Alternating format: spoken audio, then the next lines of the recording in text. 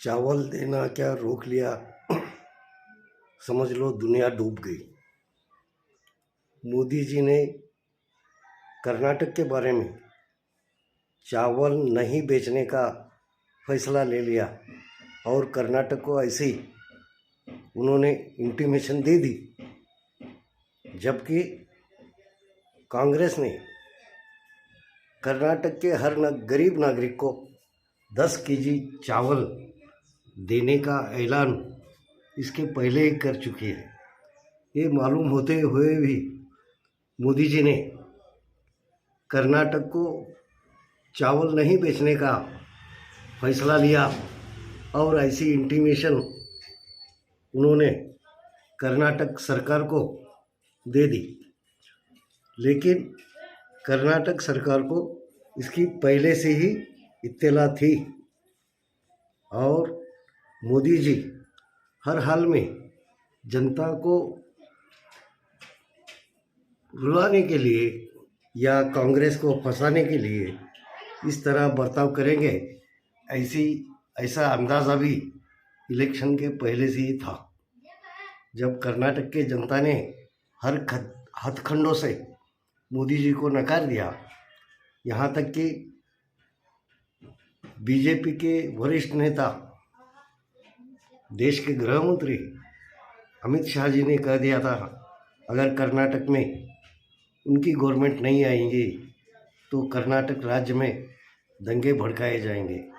और उसी तरह उन्होंने कोशिश भी की, किंतु एक ही महीने के अंदर उनकी ये कोशिश फेल हो गई और जनता ने समझ लिया था कि अगर बीजेपी का राज इस देश में आएगा तो इस देश में गरीब जनता की कोई अहमियत नहीं रहेगी। ये सोचकर उन्होंने कांग्रेस को जिताया और कांग्रेस ने जो बाद में 5 हमें वायदे किए थे जनता से, उसमें से कई वायदे तो पूरे कर लिए, लेकिन अभी कुछ वायदे पूरे होना बाकी हैं।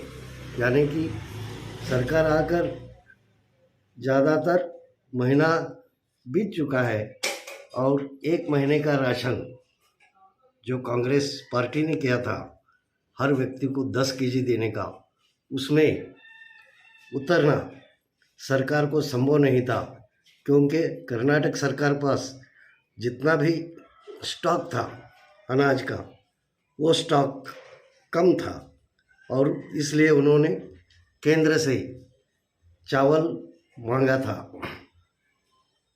लेकिन केंद्र ने तुरंत उनके इस मांग को ठुकराया और कह दिया कि हमें तुम्हें चावल नहीं दे सकते, जबकि कर्नाटक में 7 करोड़ 80 लाख टन चावल अब भी गोडाउन में पड़ा है जो मोदी सरकार के अंडर में है। लेकिन मोदी जी ने कह दिया हम तुम्हें चावल नहीं दे सकते। उनकी मंशा ये थी कि जो अब सिद्धरामैया सरकार है वो कर्नाटक की जनता के गाली खाए और वो राशन नहीं दे पाएगी। लेकिन हुआ कुछ अलग। सिद्धरामैया जी ने बताया, कर्नाटक के सीएम सिद्धरामैया जी ने बताया, चावल तो हमें मुफ्त में नहीं चाहिए था, वो खरीद के लेने का था और वो गरीबों को देने का था। अगर तुम नहीं देते हैं तो नहीं है, ठीक है, लेकिन जनता ये जान चुकी कि आपके हेतु में खोट है, आपकी नीयत में खोट है और आप गरीब जनता को ये चावल नहीं देना चाहते।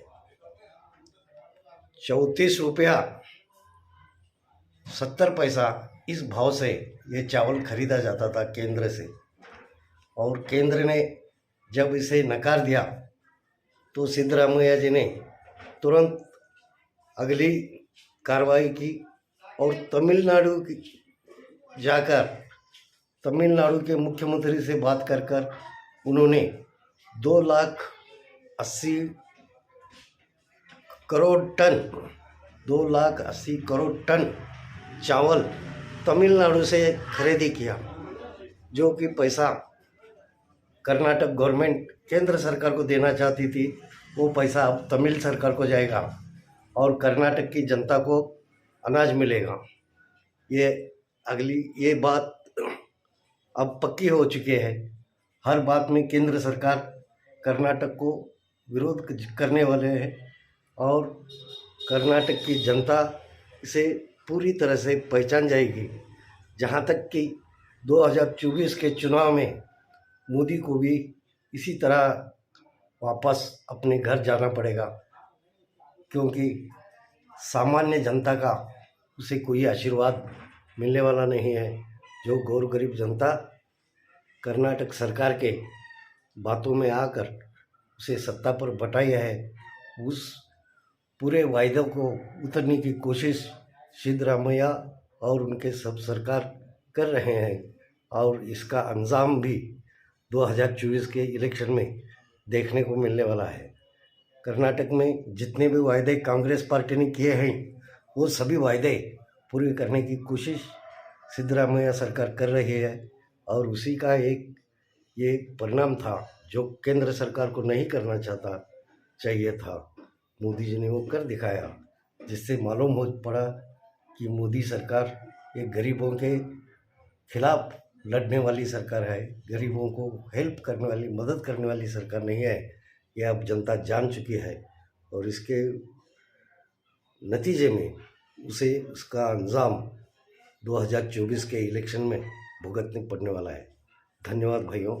अगर आप हमारा चैनल को सब्सक्राइब नहीं किए हुए हैं तो सब्सक्राइब कीजिए और हमारे चैनल को लाइक कीजिए, जिससे हमारा उत्साह बढ़ता रहे और आप तक हम सच्ची खबरें दिखाते रहें। धन्यवाद।